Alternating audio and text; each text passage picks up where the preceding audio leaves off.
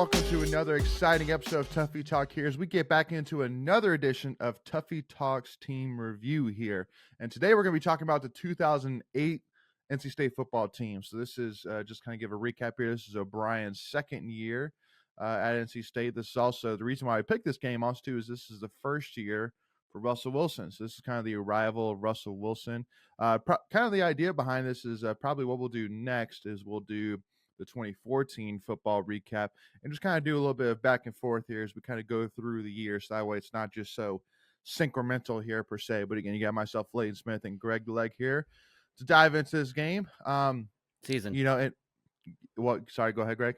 No, the season, not just a game. We're doing the full Sorry. season? Yeah, no, full season, baby. Okay, I was like, all right, hold on. All right, cool. We're just talking about the South Carolina game. Yeah. No. Ugh, that'll be a 5-minute episode. Yeah, pretty much. It was terrible. Moving on. It was. Yeah, no, and it was funny too. Before I kind of dive into it too, I was actually curious. You know, and actually took a look at like Dana Bible, offensive coordinator, and then Mike Archer, defensive coordinator. Like, what do they do after NC State? And Dana Bible is actually interesting that he actually stopped coaching, and then he was offensive assistant for the 49ers in 2016. So he took like a 4-year break, and he did that for 1 year. And then in 2018, from 2018 to 2020, he was the quarterbacks coach at UCLA. Mm-hmm. And I'm like, man, so he just went back to the West and just stayed there. And then Mike Archer, after NC State, he was the safeties coach at Virginia, and then he was the associate head coach and linebackers coach in 2015. And I'm assuming that's when O'Brien, I think, was there. I think if I'm not wrong. Yeah, no, he was at Virginia for a minute. Yeah, and then he went to be the linebackers coach at the Toronto Argonauts, the Canadian Football League, and then he came back and was the Tampa Bay Vipers linebackers coach in 2020, which I'm assuming is the XFL. Yeah, it was the XFL. They're now they moved the franchise moved to like Las Vegas or somewhere out west. I don't remember whether it was like a 1-year wonder type thing. Yeah. I was gonna say because you're a Tampa Bay fan, so you should be a huge fan of Tampa Bay Vipers, right? Yeah, I was excited because that was the XFL version, and then they had the USFL version of the Tampa Bay Bandits, which I remember growing up as a kid. But anyway, I digress. This is not a Tampa Bay episode. So no, but before we get too far, yeah, I'm kind of curious to see if the Bible thing was because I know he had leukemia for a while, so I don't know if that was during that treatment period where that he took that time off to kind of recover and get healthy. So. Yeah, because he was diagnosed with acute. I don't even know that second word, but leukemia, big word. In 2009. So yeah, okay. maybe that was kind of him stepping away because I mean he was at State from 2007 2012, and I mean he didn't literally take a break ever since 1976 when he started as a GA at Cincinnati. Literally didn't stop coaching until then. So I can't necessarily blame him. So yeah, no, definitely. So hoping he's well. I haven't heard anything about him since, but hoping that since he just retired from coaching back in 2021, that hopefully he's doing all right here. But yeah, and there was another guy on that staff who actually kind of found Russell. He ended up being the head coach for the Chicago Bears, and now I'm forgetting his name. The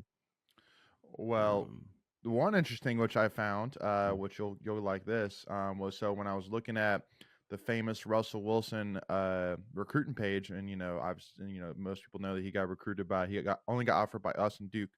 Do you know who the primary recruiter was for Russell Wilson at Duke?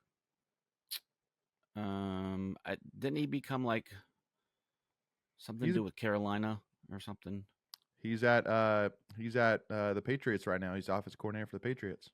Oh, it's not Josh McDaniels anymore. Who is it? Bill O'Brien. Oh, Bill O'Brien. Interesting. That's right. He did go back. Yeah. He did go back. Wait, no, wait. Bill O'Brien's back at the Patriots again? Yeah, he's back at the Patriots. Okay. Yeah, as offensive coordinator. Yeah, he was offensive coordinator like years ago, and then now he's back again. So yeah, because I know he was with Alabama, I think, last year. He was. Yep. Yeah. So yeah, just a little interesting snippet there. But yeah, I actually did pull up our 2007 recruiting class. So the class that, in between that 2007, 2008 year. And some big names on there. The biggest guess from a recruiting standpoint was Jay Smith, who played Virginia. some, but Virginia, Norfolk, Virginia. Yep, Norfolk. Yep. Mm-hmm. And then Antoine Holmes, which that did not bring any bells whatsoever. Not at all. Um, yeah, so not much there to talk about. And then, but then some other names interesting. So George Bryan came in. Jeff Freshcamp, know him, defensive end. Jake Formiglio, a 4-year starter at State, offensive lineman, offensive tackle. Let's see, J.R. Sweezy, 2-star defensive end recruit. Yeah, had some NFL time. Yeah. Audie Cole, who actually came in as a dual threat quarterback. I don't know if you knew that. Yeah. So he ended up being linebacker, was a 2-star dual threat quarterback. And you said, I think Sweezy was on the defensive side, right? Came in as a defensive end. But remember, he was an offensive guy. Remember, he gets converted to offensive line. And Right. Yeah. So. Oh, yeah. But there's another theme on the team, and we'll probably talk about that here in a few minutes. Well, again, the funny thing with J.R. Sweezy is that he didn't even get converted until he got to the NFL. Right. I mean, he was defensive tackle all the way through his time at State. So, yep. And then the only other two names that stand out of interest are Curtis Underwood, running back, who had some flashes, and then Owen Spencer, 2-star wide receiver. And that we were so fast. Yeah, and the craziest part is, at least per this recruiting page, we were his only like school of even interest. Like we were only one even looking at him. So, which is kind of crazy. So, yeah. So with that being said, but yeah, what do you want to talk about? Whatever narrative that you were mentioning at or alluding at right now, or yeah. So yeah, no, I mean, yeah. So on that 2017, because of injuries and so on and so forth, we ended up with 2 defensive linemen that got converted to offensive line that year, and that was the great Ted Larson at center. Nice. Went on to have a nice NFL career. Yeah. And then left guard John Beddix, another Nice. defensive line guy that ended up becoming an offensive lineman just because of attrition and so on and so forth. Yep. And also, too, I forgot Stephen Howard, wide receiver, who was a borderline starter for at least through 2010 or 11, if I'm not mistaken. So, solid wide receiver for N State. But, yep, so that is what fed into this class here for N State. But it is funny how, like, to imagine Daniel Evans, Audie Cole, and Russell Wilson competing during camp that season at quarterback. Like, that's crazy to think about, those 3 guys competing against each other, because all three are big names in most in-state football fans' eyes for different reasons. So, and if we could circle back real quick, it was Mark Trestman that I was thinking about that was on the offensive staff that ended up becoming head coach of the Chicago Bears later on. And then here's your connection with Mike Archer. Trestman was the head coach of the Vipers when Archer was there as a defensive guy. So there you go. Full circle. Kind of just a full loop. Yep, exactly. Yep. All right, so let's jump into this thing here. So, so obviously starting off game 1, going to Columbia. We just lost this one. I know, right? 34-0. And I think, honestly, this was the game. I think the reason why you really kind of bring up or discuss this game is I think this was the game that was kind of the nail in the coffin a little bit for Daniel Evans. At some point early in the season, the torch got handed off to Russell Wilson, and especially for this game, going 4 for 12 for 37 yards, 2 interceptions, a 1.7 QBR. And then very quickly they started to switch back and forth between Russell Wilson and Harrison Beck. But the craziest part is they only threw 20 passes that game. Now, the star from the NC State side was Andre Brown, no shocker there, 21 rushes for 101 yards, but no touchdowns. And especially for a day 2 where literally South Carolina, their starting quarterback, Tommy Beecher, threw 4 straight interceptions, and we couldn't do anything with it. And then they brought in their backup, Chris Smelly, and the rest is history. So yeah, so a couple of things there from my perspective for this game. One, this was a game where Nate Irving gets an interception. He ends up starting the season with three games of 3 straight interceptions, and we'll talk about the one of them in the Clemson game. Yeah. And then Russell Wilson ends up getting a concussion towards the end of this game, and so that kind of puts things in doubt, and that's why you see Harrison Beck with some mop-up duty numbers there in that game as well.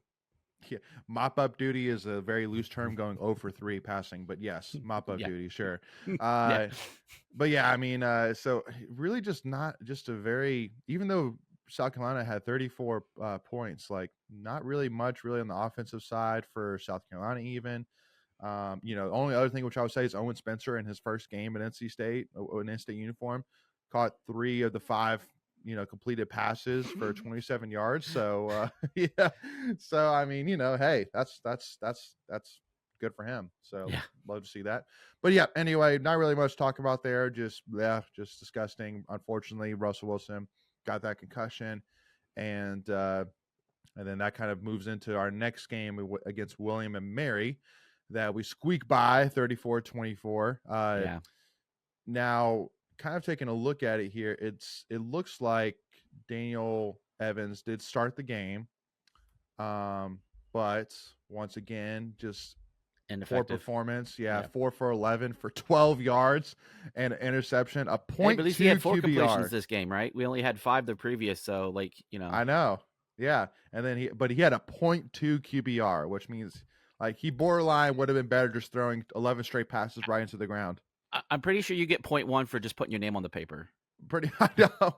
Yeah, I know. Yeah, seriously though, but yeah, and because we also talked about Curtis Underwood, how he made an impact, and yeah, I mean he played a significant amount in this game, 9 rushes for 29 yards and a touchdown.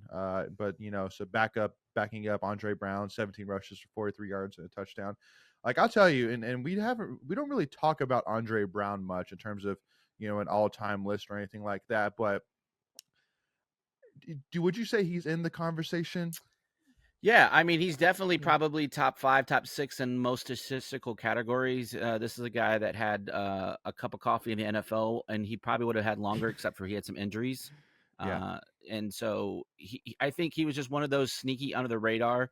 Mm-hmm. He just, I think here's the other part too, is when you look at the overall success of the team during his years, this is a period of time during these 4 years where State doesn't have a lot of success, right? Because Mm-hmm. you have like the Ted Brown era, right, when we were winning championships, and you have Right.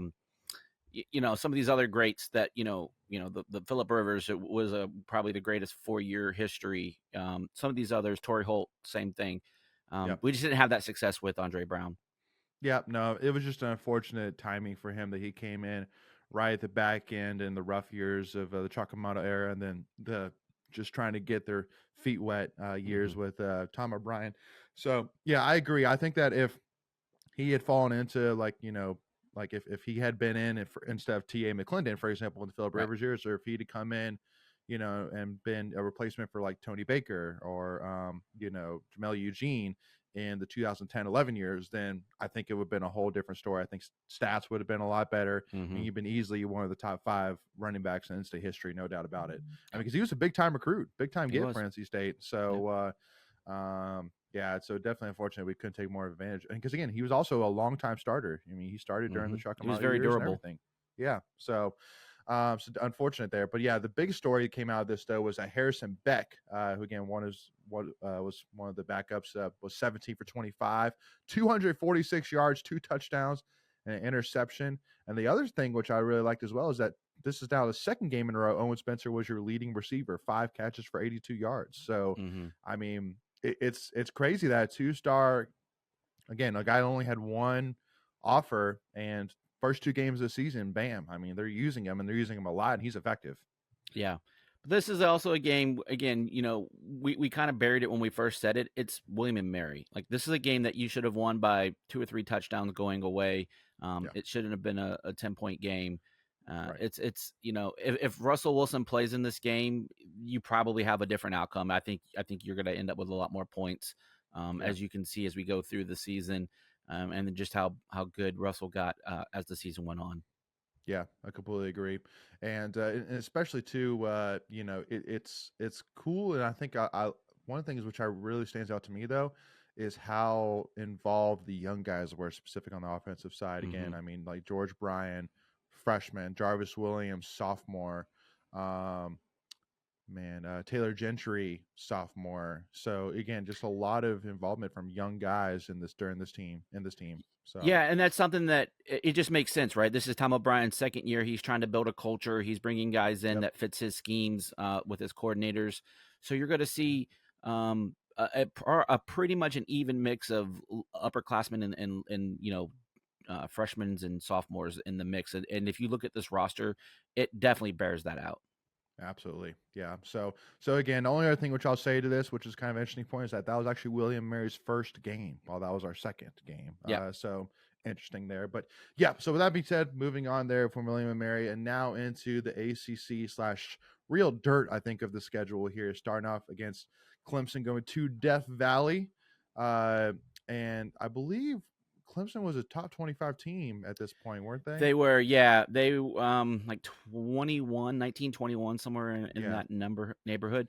But that's what I think as well. but it's interesting because at the end of the season we're basically the same teams, like the record Right. wise. So Yep. it is interesting to see, in 2008 where Clemson was at compared to where they're at today, and that's only it's only 15 years ago. So Yeah, absolutely. Yeah, it just and because this is still before the Dabo era too, correct. right? So Yep. yeah, so that's another interesting piece there too as well. But yeah, I mean, you had alluded to earlier, so I'll let you kind of introduce this game and tell us how this game got started. Yeah, here's the thing too. Like we'll get into because when you start looking at some of these other losses, because this is so the pattern of the beginning of the season, and maybe we'll just go ahead and talk about it, and then we'll get into the Clemson game. It's loss, win, losing four in a row, winning four in a Winning four in a row, row. and then losing Hmm. the bowl game. So we didn't really talk about that at the beginning of the episode. So here we're going into the third game. Obviously, with that pattern I just said, we're going to end up losing this game. But this is a game where we should have won. We had, a really good defensive play. I mentioned earlier, Nate Irving got an interception his first three games of the season, and he returns one back for a touchdown in this game. So Hmm. it's where the defense kind of is doing their thing. Russell Wilson comes back. This is his first start of his career, and it's on the road in Death Valley. And but yeah, go ahead. I'll let you jump in with some other stuff. Before we continue, I want to take a quick second to tell you about our sponsor, Flightland's Jessup Insurance Group, that has your whole world covered, with agents in 5 offices throughout eastern North Carolina to help you decide how much coverage you need. Offering policies for home and auto, recreational vehicles, commercial, crop, health, life, and employee benefits. They are able to combine options to find a comprehensive solution that works for you. Flightland's Jessup protects the things you love so you can spend less time worrying and more time enjoying them. Find them on Facebook and Instagram at Flightlands Jessup. You can also visit their webpage at www.flatlandsjessup.com. So please make sure to go and check them out. Yeah, well, and the interesting thing though too is that after Nate Irving picked it off and took it back for touchdown, the extra point was actually blocked. Yep. So it's like, man, like it went from like a huge, like the ultimate tipping point of momentum to like, we're kind of back to center now because they, even though it only kept 1 point off the board, it's like, oh, like, wow, like, definitely getting 6 points instead of 7. Yeah, It hurts, but yeah, and real quick, you go for mentioned it. the block kick. This is a year where we're actually replacing one of the NC State greats of kicking, and Stephen Huska. So Mhm. this is Is we're that how it's breaking in. What's that? is that how it's said? I don't know. Huska? I always screw it up. How do you say it? I Huska? always say Hauschka. Hauschka? Yeah, I don't. I'm Hauschka, not sure. but Um, yeah. but yeah, so this is a year where we're replacing one of the top five NC State kickers of all time, Yeah. and but anyway, so just throwing that little tidbit in there.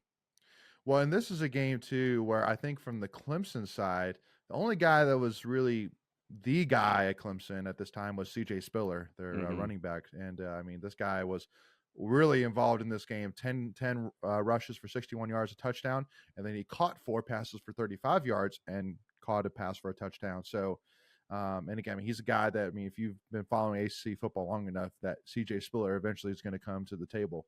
Yeah. And But again, this a is a very, game too where we have a lead going into the fourth quarter, and yeah, and we end up losing the lead. I think we go into the fourth quarter up 17-16, if memory serves me correctly. no, No, not this because game. we lost 27-9. Okay, never So mind. I'm thinking a different game then. I'm yeah, thinking yeah. I We don't we know what we game I'm literally didn't thinking. score another point. Let me see here. When did this field goal happen? With 1:01 left in the third quarter, we finally got a field goal to get it to 9.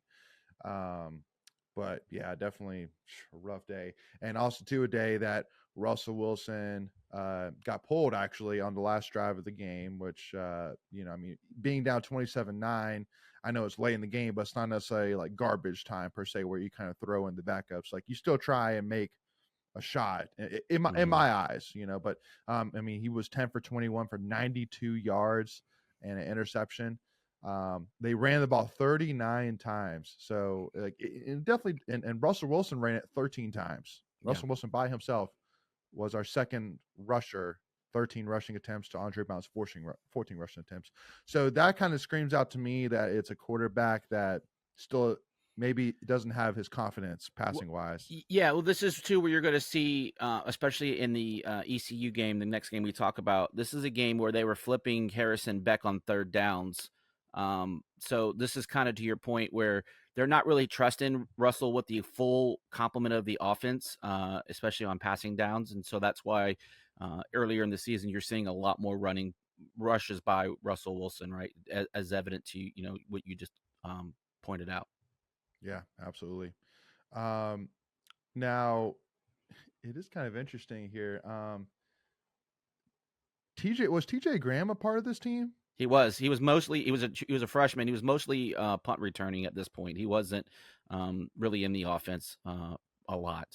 See, the funny thing is that on the Rivals website, it has him as a part of the 2008, which maybe that makes sense. Yeah, we're Yes, talking yeah. 2008. Yeah. Oh, yeah, we are talking to Louise. Yeah. See, I took 2008 classes like the next class, but yeah, Right. okay. Right. Well, Right. if that's the case, then yeah, dude, then you got a whole bunch of names that are here, like Sherlin Lucas, CJ Mm-hmm. Wilson, Shea Mm-hmm. McKean, Yeah.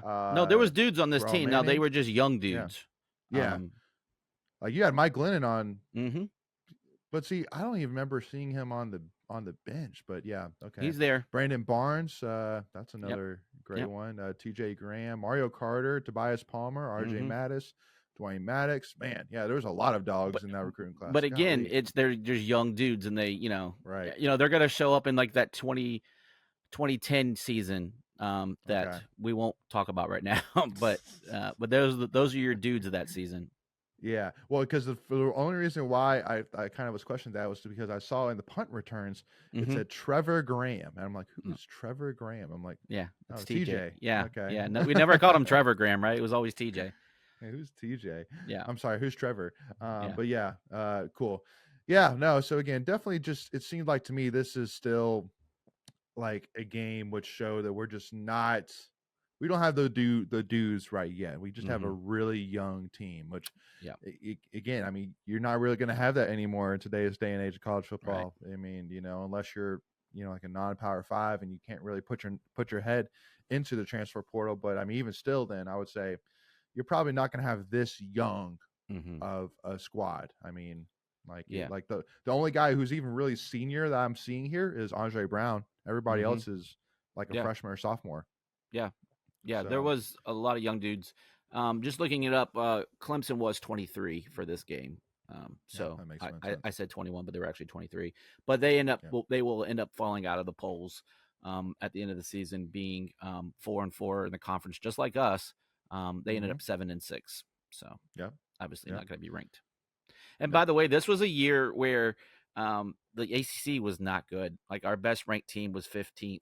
And that was Virginia Tech finishing 10-4. So this was definitely, again, we said before the Clemson dominance. And even Florida State was only 21 in the country, finishing 9-4.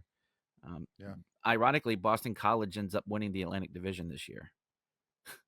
That's the Atlantic Division. Yeah. No, I know. That's mind blowing. I agree. Yeah, it's crazy. And if Tom O'Brien had stayed there, he would have been the coach for them. So true. Yeah, that's a good point. Yeah. So now let's move on here and talk about my favorite game of the season, and that's against number 15 ECU coming to town. Skip Holtz coming to town, and it's funny like when you talk about Skip Holtz when it like with ECU people and things like that, because like on one end, I mean, like some of the best years in ECU's history were underneath Skip Holtz, but I mean, like, did he use ECU as a stepping stone? Oh, 100%. At the time, yes. Now it's funny. Now he's at Louisiana Tech, if I'm not mistaken. Last time I checked. Yeah, last time I checked, don't really keep up with him. So, but yeah, I mean, so it's just funny how things work that way. But yeah, so it's easy to argue that ECU is in a much better conference than Louisiana Tech now, because remember he ended up going to I believe South Florida. But then South Florida and ECU are in the same conference. So how is that really even a stepping stone? I don't even know. Yeah. Well, and we played them actually next the game right after Yeah. this, and at the time, South Florida was like a top 15 team. They were number 13 in the country. Yeah, They were this was, 5 I and think 0. this, if I'm not mistaken, this is the year they got to all the way to like number 2 in the Yeah, country. Like they were this is the really really good. weird year where like West Virginia loses to Mm-hmm. an unranked Pitt at home and Mm-hmm. loses an opportunity national championship game. You This play was like Ohio State. Yep. the weirdest year in college football history, no doubt about it. So, Yep. um, but yeah, so taking a look at this game, like it's funny because you see here that Russell Wilson. It's the same thing. Russell Wilson started the game, Yep. and then the second drive of the game, Yep. they Harrison Beck brought throws in the Harrison Beck interception. on third down, throws a pick six, Yep. and then the rest of the way, it's all Russell Wilson. And I Yep. think that I don't know if it was just like because from then on out, Russell Wilson started to look like Russell Wilson that we all know and love. And so I don't know if it's just the fact that like Russell Wilson finally got like that seal of like of trust and approval, being like like Russell, like it's all you now. You got this, like because I mean it was a flip switch from then on out. Yeah, I think some of it too is they actually knew what they had in the other 2 quarterbacks, so they're like, well, if we're gonna ride this out, we might as well ride it with our best chance. Even though he's True. a freshman, he's gonna make mistakes.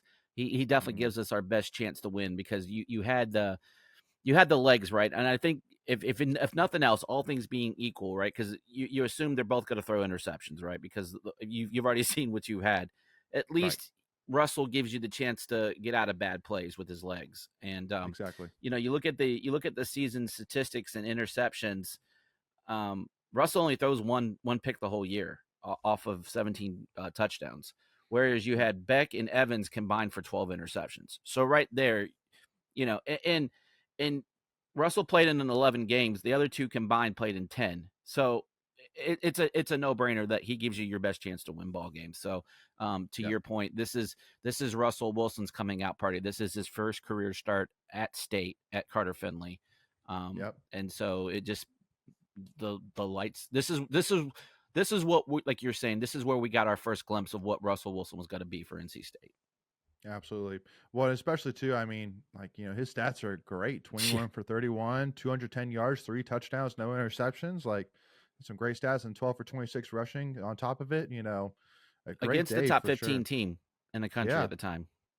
Well, and especially too, I mean, ECU had one of the all-time, like probably depending on who you talk to at ECU, one of the maybe the top 5 players in ECU football history in Dwayne Mm-hmm. Harris.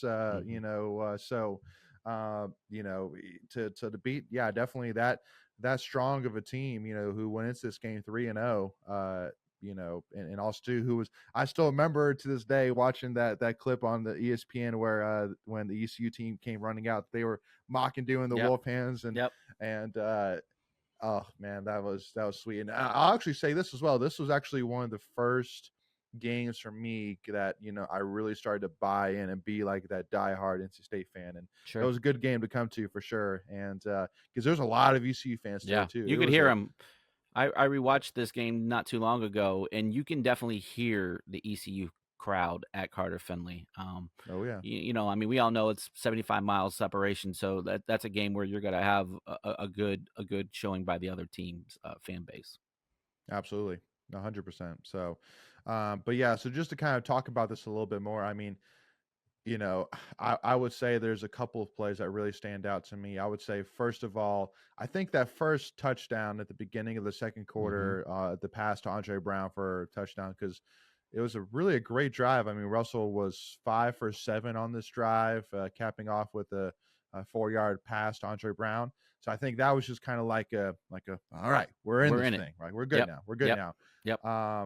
And then not really much more to talk about until this third quarter when Russell Wilson threw a touchdown to Jarvis Williams. And then one of my favorite moments was late in it was actually with 1:12 left, and Russell Wilson drove all the way down the field and scored a touchdown to tie the game. And I still remember when they watching this back when they threw the pass to George Bryan and the announcer went dropped, and everybody's like, no, Nope, he didn't drop that. Yeah. Nope, he didn't drop that. And so that was a nice catch. It was a great catch for Yeah. sure. And I think that was kind of maybe a little bit of a coming out party for George Bryant too. Sure. So I mean, who again, I mean, for at least for me is probably number 3 best tight end in NCAA history. Yeah, I would So definitely say that. This is yeah, also the first victory in the march to the mythical state championship that state can claim that year, right? So they beat ECU, and we'll talk about the other teams from the state of North Carolina that we end up playing and beating. But yeah, this is the yeah. first one that we got. Which is kind of tough to, really hang your hat too much on that just because, overall we weren't necessarily that great, but, we'll take what we can get, especially in O'Brien's only second year. Sure, we'll take it. Yeah. Beating ECU, UNC, and Duke And Wake Forest. And Wake. Yep. Yeah, so we'll Yep. take it. But I mean, and obviously capping it off there at the end, a great strip sack by Shea McKean, who I had mentioned earlier, to turn the ball over in overtime, and then first play of the game, Andre Brown goes right down and touchdown. Yep. Game over, stormed the field, and it was awesome. Great day for sure. Yep. So, with that being said, though, we'll take a pause right there. Here, as I know that at the beginning we obviously did a lot more conversating. We will continue through the rest of these 8 games here in the second half of this conversation here. So, from our end, if you wouldn't mind doing us a big favor, hit that subscribe button, hit that notification bell so you're notified on all your devices whenever we go live with any new Tuffy Talk / NC State content. And also, if you enjoyed this conversation, hit that like button and give us a follow, Tuffy Talk, now on Twitter and Instagram. But with that being said, we'll see y'all for part 2. Go Pack, y'all.